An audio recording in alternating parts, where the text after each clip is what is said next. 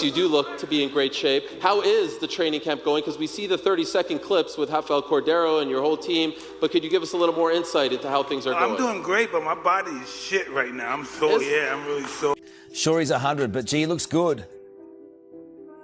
Yeah, man, he's looking really, really good. I'm definitely a little bit crazy, and I'm definitely a little bit scared. Mike Tyson is in complete meltdown just 2 months after his legendary showdown with Jake Paul, and it's sad to see that once the scary EST man in the ring is now desperately trying to fit into a circus tent after the fight. The footage is more shocking as he has put on weight, and it's not muscle what he's doing, man. Just that head movement and inside is just wild. Everything. And the power. It was just, that's what you wanted to see from a heavyweight.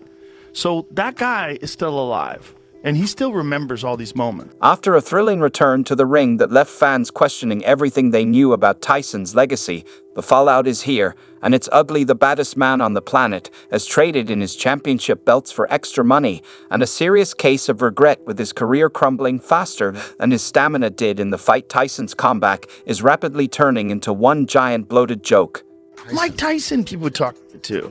There's certain people that are just crazy, man. Well, these people that think that he don't stand a chance against Jake Paul, they're like, this shouldn't even, like, because he's too old. I was like, I think you're crazy. Mike Tyson, just the name alone sent chills down the spine of anyone in the ring. He wasn't just a fighter, he was a force, an unstoppable whirlwind that crashes opponents in a matter of seconds. But fast forward to November 15th, 2024, and that same name is now associated with something different. Struggle. Tyson's much-hyped fight against Jake Paul wasn't just a showdown of fists. It was a clash of eras, a collision of egos, and a brutal reminder that even the mightiest legends eventually face their downfall. Friend Mike Tyson tweeted that he almost died over the summer. He said, he had a bunch of blood transfusions, just had to fight to get healthy, and then his performance yesterday against Jake Paul. Just your thoughts on what we saw.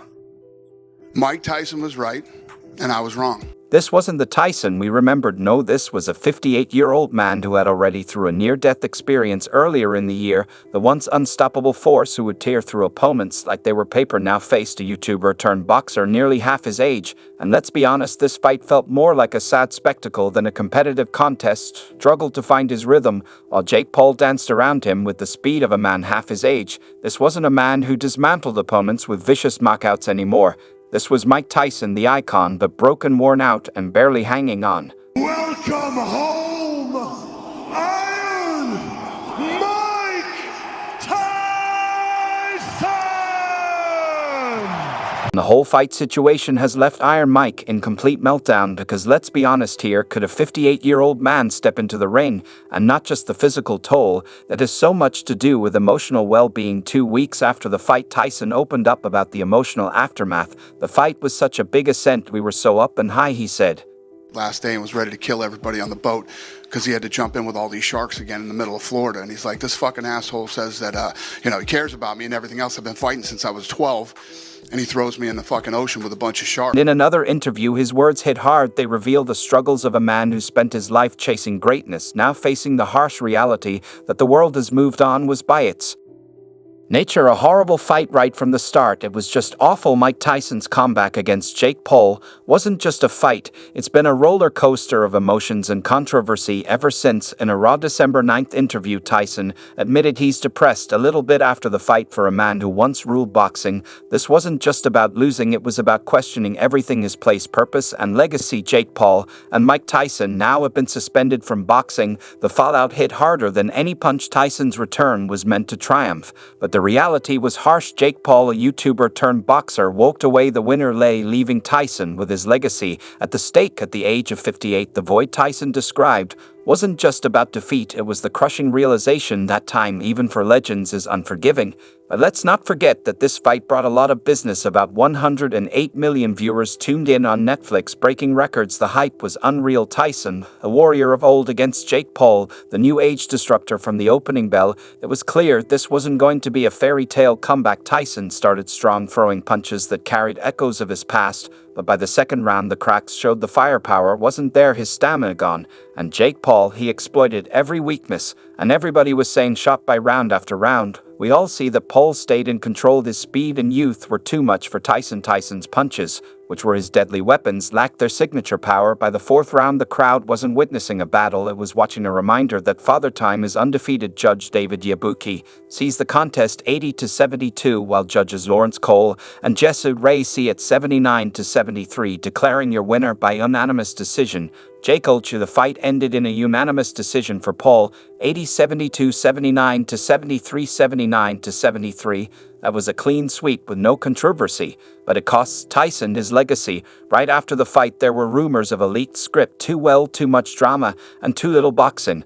And we wouldn't be here today without him. This man is an icon, and it's just an honor to be able to fight him, and he's obviously the toughest, baddest man on the planet. So for Paul, it was a career highlight, but for Tyson, it was a bitter pill. 58, a lot of people thought you shouldn't be here, a lot of people thought you'd be done and dusted in the first round. Do you feel like you proved the world wrong? That you could at least go 8 rounds with a younger man? I didn't prove nothing to anybody, only to myself. The loss wasn't just on the scorecards, it was in every labored breath, every sluggish step, every punch that didn't land with the impact it once had. And it didn't stop there. What do you have to say to the critics that brought that up? I don't know. I don't remember the fight that much. I kind of blanked out a little. Did you watch it back or anything, or no? I will watch the fight. No, I have not. Okay, Tyson later admitted to blanking out during parts of the fight. The last thing I remember is Jake bowing in the ring. Let that sink in. The man who once ruled boxing barely remembers the end of his own fight. Tracking his history, Iron Mike is not just a nickname, it's a legacy carved into the very fabric of boxing history.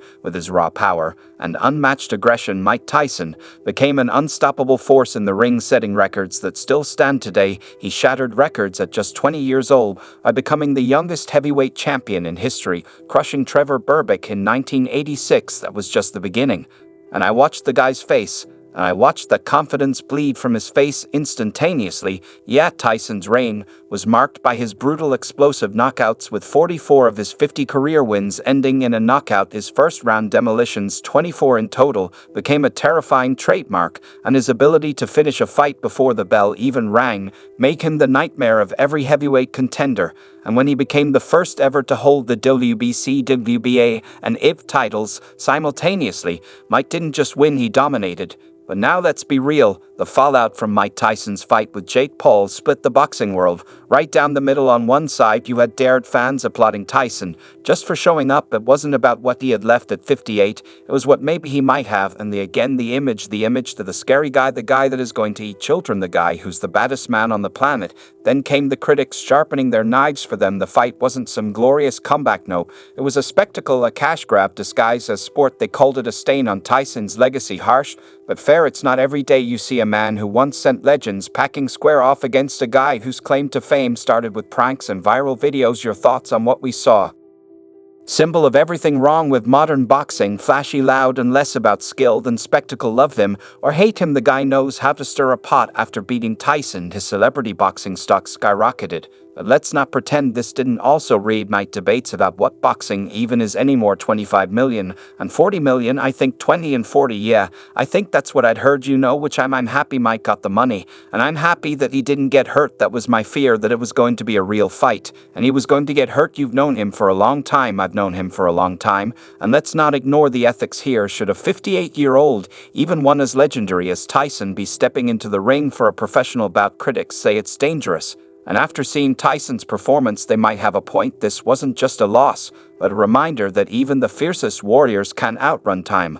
Oh wait, I don't know, maybe his brother. You want to fight Logan? I think he said you might be next. I kill you, Mike. So here we are staring down the barrel of Tyson's legacy. And it's messy. The man who once ruled the ring like it was his jungle gym is now calling out Logan Paul for a future fight. Yep, you heard me right, Logan Paul. After that death show against Jake, Tyson still out here trying to stay in the game.